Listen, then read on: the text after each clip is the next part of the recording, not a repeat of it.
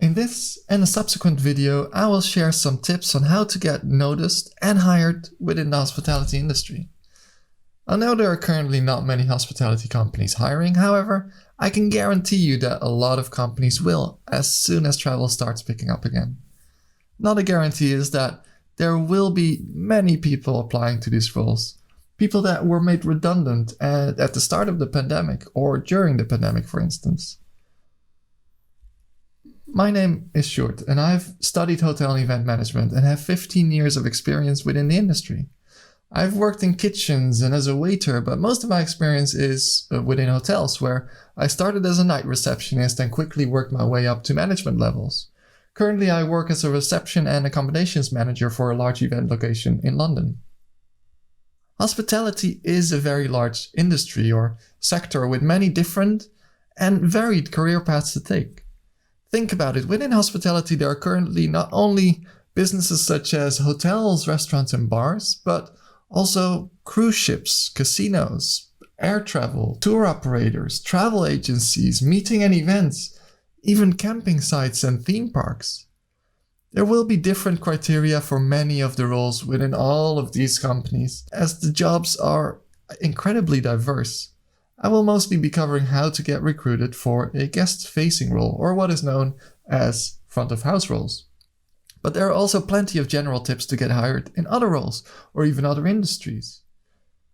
Hospitality is an industry that is less focused on credentials and previous experience and more on attitude, enthusiasm and communication. Within hotels, it is not unheard of for a bell staff or kitchen porter or housekeeping porters to go through the ranks and make it all the way up to hotel manager. However, this will take a considerable amount of time. So if you're looking to progress that far, it's probably best advised to complete a bachelor's within hotel management and then start in a hotel through a graduate scheme. But again, for many roles within hospitality, you can easily get to management levels, including senior management, without any specific degrees. Before applying to a job, it's good to know what the interview process may look like.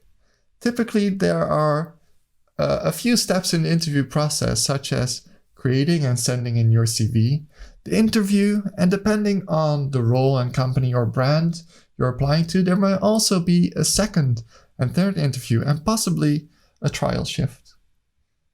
In this first video, I will talk about what considerations to take when you are creating your CV.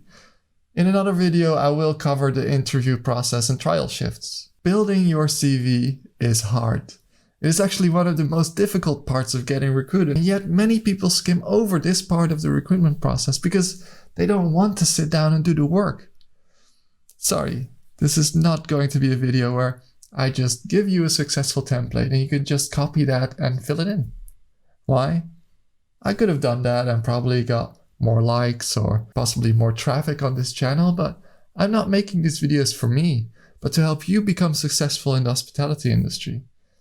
And one of the key things in this industry is to show your personality. If I gave you a template, this would not reflect your personality, your values, and your ambitions. For the better part of the last decades, I've worked in many management roles and I've had to look through hundreds of CVs every time I posted a job. And although I generally like the recruitment process, going through CVs is probably my least favorite part. And I can guarantee you that I am not alone in this. It is often said that a recruiter only looks at your CV for a few seconds before deciding to move on to the next. James Reed, the CEO of Reed Recruitment Companies, wrote a book about this called The 7-Second CV.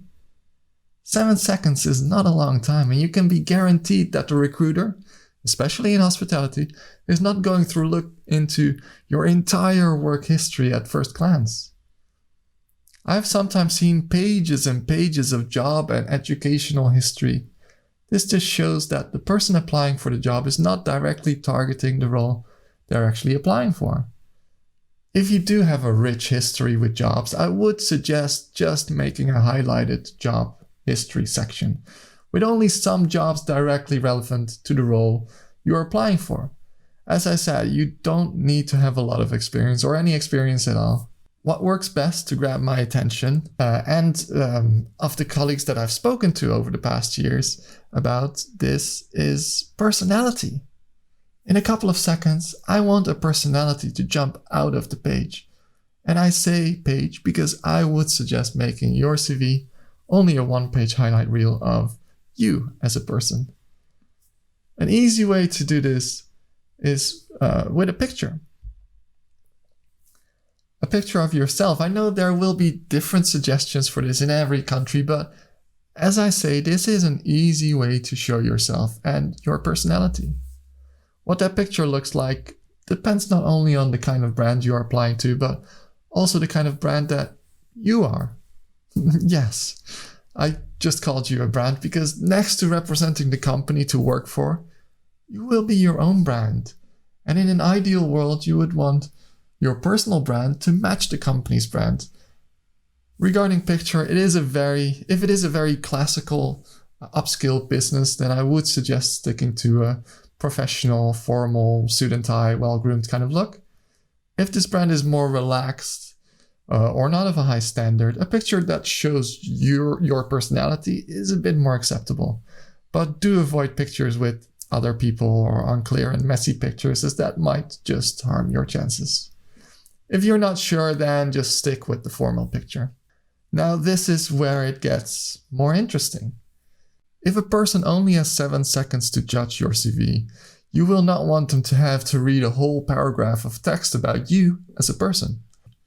No, you would want to make it as easy as possible to find key information. Therefore, I would suggest having a section with personality traits that will give the reader a lot of information about you in a couple of seconds. A personality traits section is not a very common to have on your CV, but I would argue that for a guest-facing role, it is essential, and it will also set you apart from other applicants. Keep in mind that things like excellent communicator are not traits but skills, and we'll get into that later. Some examples of traits you could put on your CV might be calm, caring, earnest, sophisticated, genuine, neat, resourceful, or insightful. These type of words immediately paint a picture of the type of person you are, and therefore become a perfect way to inject more personality into your CV. Be careful, make sure that these actually describe you, because if these traits do not match your personality, you will surely be found out in the interview. I will link a large list of personality traits in the description for you to get some ideas. And if you are not entirely sure what your personality traits are, then it could be a great idea to do a personality test. I will link 2 well-known tests in the video description for you as well. Doing a test like this will give you some better and more precise words on how to describe your personality. For instance, on my CV, I could write that I'm kind. However, a quick personality test tells me I am empathic, which is a much more descriptive way of saying my personality. Now, another great way to add more personality is by adding hobbies. And the more detailed and different these are, the better. Everyone, especially within hospitality, has traveling as a hobby. While I'm sure you enjoy it, it is not going to get you noticed. If traveling is truly your hobby, then narrow it down to what kind of traveling. Maybe you enjoy just laying on the beach, or is it backpacking, hiking, city trips, camping, winter sports? What type of traveling do you like to do? Besides traveling, you should have a couple more hobbies, and the more specific, the better. Dancing is not as interesting as having breakdancing or salsa dancing on your CV, for instance. And lastly, about hobbies, I would suggest avoiding computer games or watching television, because again, everyone enjoys this as a pastime, but it is not really an interesting hobby. If you play computer games or stream or play competitively, then make that clear on your CV. And if you do enjoy watching documentary TV or nature shows, then that might be better than just watching television on your CV. Still, I would avoid these altogether if you can. If you enjoy reading books, then state what kind of books. Is it fiction, non-fiction, self-help, history, etc.? The more specific you are, the more it shows personality and character. I know I've done this as well and be kind of less specific on a CV, so I would appeal to a larger crowd. But take it from me, it is much more interesting to read about specific and maybe odd hobbies than seeing the same hobbies over and over again. Please do remember that if you put an interesting hobby on your CV, that the recruiter will most likely ask about that, and you will be expected to be able to talk passionately about that subject. So either be truthful about these things or become very knowledgeable on the subject. To summarize, we've covered some key areas in which you can really show your personality. We spoke about the profile picture, about personality traits, and about hobbies. These all build a quick and easy profile of the type of person you are and give your CV a personality. But there are a couple more things that you can do to get noticed. There are commonly two types of skills, hard and soft skills. Hard skills are more the abilities you have gained in your life or technical skills. For hospitality, some good things to know are computer skills, so typing and word processing. And if you can type really fast, then maybe you can put your words per minute. That could be a skill worth mentioning. And then we have productivity tools, operating system, design and or coding languages. And yes, even though it might not be directly applicable to a guest-facing role, it again gives a more clear picture of you and your personality. More specific to the hospitality, but less likely to have someone has this, that has no experience or education in hospitality, are a point of sale system, property management systems, revenue or yield systems, or online travel agent platforms. Now then we have soft skills, and soft skills are considered to be your people skills or social skills, such as customer service, problem solving, time management, and leadership skills. You can add all of these into one big list or separate it. That's completely up to you. And of course, something else that might be important for the reader to know is what kind of languages do you speak and to what degree? Make sure you do not put a whole bunch of languages on there, because that is not going to sound realistic. If you just know a few words and can hardly understand what they are saying in that language, it's better off to leave it completely off. The recruiter is most likely not going to test you unless they are from that country, but it just sounds much more realistic if you just list 2, 3, or maybe 4 languages. If you only speak the one language, it's fine, but in that case, I would leave that section off your CV entirely. Now, do not forget to leave your up-to-date contact information on your CV. It is probably not necessary to put your full address or on there, but you might want to find out what the norm is in the country that you are applying to. For sure, leave a phone number and possibly Skype or other video communications app. However, Skype is generally the most accepted. Then you can combine all of your personality-specific details and future aspirations in a short bio. This is mainly to reiterate all the personality things we have just sprinkled into the CV and combine it into a brief story. This story is most likely not going to be read if the rest of the CV does not catch your reader's attention, but it might be a good way to add some more information, such as why you think you would be suited for a role in hospitality and what your aspirations are. However, these are also things that can be elaborated on in an interview. Don't make this section too long. And one final thing I would like to mention about your CV is cohesion. It is to make all of the information match and that the entire CV looks aesthetically pleasing. It says a lot about a person, how much time and effort they put into making a CV, and that as well says more about you as a person than your educational background or your job history. It would also be a bit strange if you have Adobe Photoshop in your skills or hobbies, and however, there is no sign of that or these skills in your CV itself. If you depict yourself as an artsy, creative person, then make sure your CV reflects this. Also, I would like to mention that if you do have experience in guest-facing roles already, then make sure that you have a few key points of what value you brought to the team and to the guests. Many people write the tasks they were doing, and while that can help, most of the recruiters would already know the task you would have been doing in such a role, so this just is useless information. Maybe you can highlight the extra tasks you were doing that are not directly in your job description, and maybe projects you were involved with. Then highlight how this affected the guests or how it benefited the company to reach its targets.